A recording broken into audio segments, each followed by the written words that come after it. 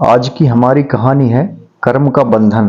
प्राचीन समय की बात है। एक राज्य में एक राजा हुआ करते थे। वह राजा बड़े धर्मात्मा, न्यायकारी और भगवान के भक्त थे। उन्होंने ठाकुर जी का मंदिर बनवाया था और एक ब्राह्मण को उनकी पूजा के लिए नियुक्त कर रखा था। वह ब्राह्मण बड़ा सदाचारी, धर्मात्मा और संतोषी था। वह राजा से कभी कोई याचना नहीं करता था। राजा भी उसके स्वभाव पर बहुत प्रसन्न थे। उसे राजा के मंदिर में पूजा करते हुए 20 वर्ष गुजर गए थे। उसने कभी भी राजा से किसी प्रकार का कोई प्रश्न नहीं किया था। राजा का एक बेटा था जिसका विवाह एक सुंदर राजकन्या के साथ हुआ। शादी करके जिस दिन राजकन्या को अपने राजमहल में लाए, उसी रात्रि में राजकुमारी को नींद न आई। वह इधर उधर घूमने लगी। जब अपने पति के पलंग के पास आई तो क्या देखती है कि हीरे जवाहरात से जड़ी मूठे वाली एक तलवार पड़ी है। जब उस राजकन्या ने देखने के लिए वह तलवार म्यान से निकाली, तब तीक्ष्ण धार वाली और बिजली के समान प्रकाश वाली तलवार देखकर वह डर गई और डर के मारे उसके हाथ से तलवार गिर पड़ी और राजकुमार की गर्दन पर जा लगी। राजकुमार का सिर कट गया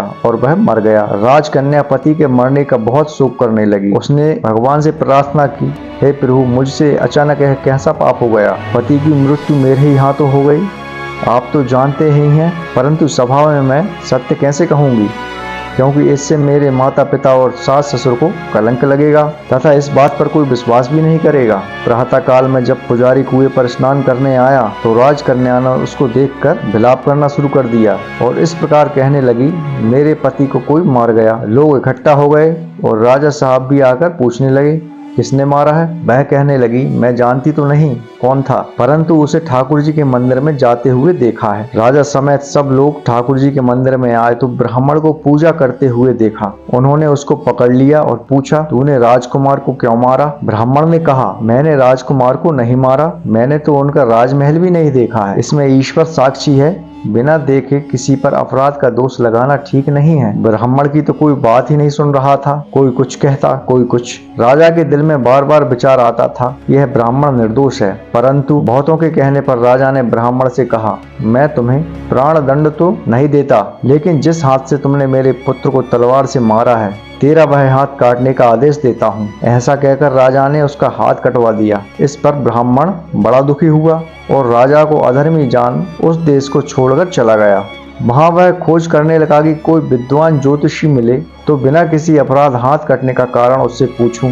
किसी ने उसे बताया कि काशी में एक विद्वान ज्योतिषी जी रहते हैं। जब वह उनके घर पर पहुंचा तब ज्योतिषी जी तो कहीं बाहर गए थे। उनकी धर्म पत्नी से पूछा, माताजी, आपके पति ज्योतिषी जी महाराज कहाँ गए हैं?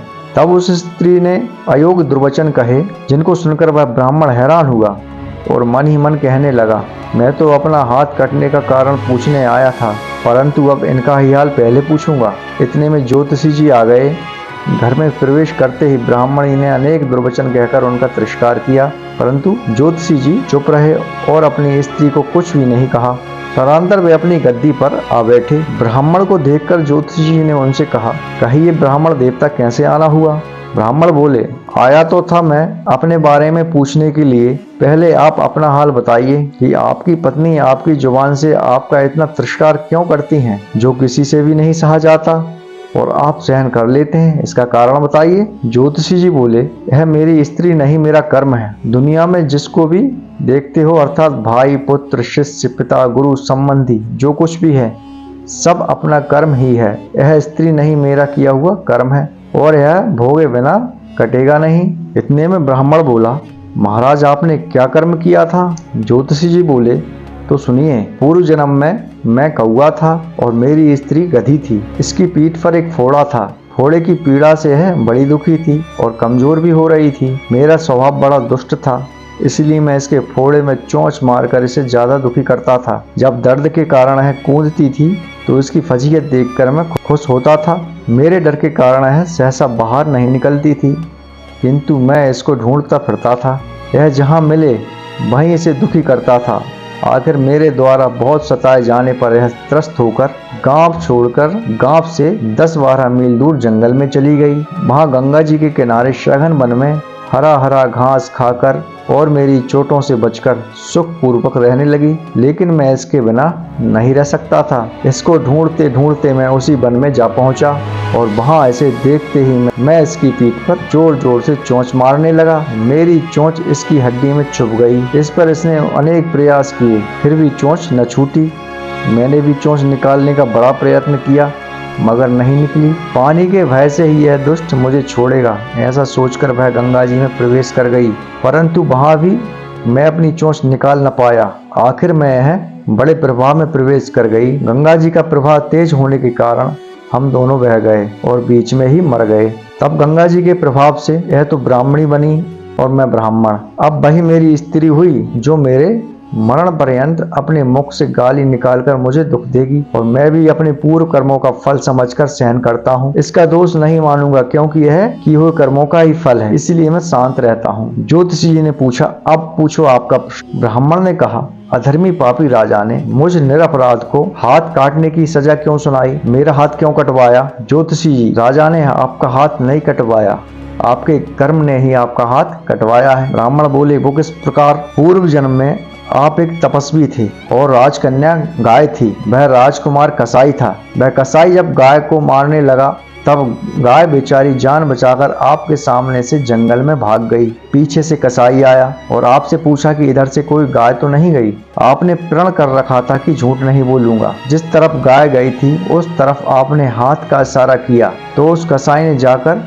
गाय को मार डाला और गंगा के किनारे वह उसकी चमड़ी निकाल रहा था। इतने में ही जंगल से शेर आया और गाय एवं कसाई दोनों को खाकर गंगा जी के किनारे ही उनकी हड्डियां उसमें बह गईं। गंगा जी के प्रताप से कसाई को राजकुमार और गाय को राजकन्या का जन्म मिला एवं पूर्व जन्म के किए हुए उस कर्म ने एक रात्रि के लिए उन दोनों को इकट्ठा किया। क्योंकि कसाई ने गाय को हंसिए से मारा था, इसी कारण राजकन्या के हाथों से अनायासी तलवार गिरने से राजकुमार का सिर कट गया और वह मर गया। इस तरह अपना फल देकर कर्म निवृत्त हो गया। तुमने जो हाथ का इशारा किया था उस पाप कर्म ने तुम्हारा हाथ कटवा दिया। इसमें तुम्हारा ही दोष है, किसी अन्य का नहीं। ऐसा निश्चय कर सुखपूर्वक रहो। कितना सहज है ज्ञान संयुक्त जीवन। यदि हम इस कर्म सिद्धांत को मान लें और जान लें तो पूर्वकृत घोर से घोर कर्म का फल भोगते हुए भी हम दुखी नहीं होंगे, बल्कि अपने चित्त की समता बनाए रखने में सफल होंगे। दोस्तों, आपको यह प्रेरणादायक कहानी कैसी लगी हमें कमेंट बॉक्स में जरूर बताएं, और हमारे चैनल को लाइक, सब्सक्राइब, शेयर जरूर करें और बेल आइकन को भी दबाएं, जिससे कि हमारे आने वाले वीडियो की नोटिफिकेशन आपको मिलते रहें। मिलते हैं अगली वीडियो में, जब तक के लिए नमस्कार।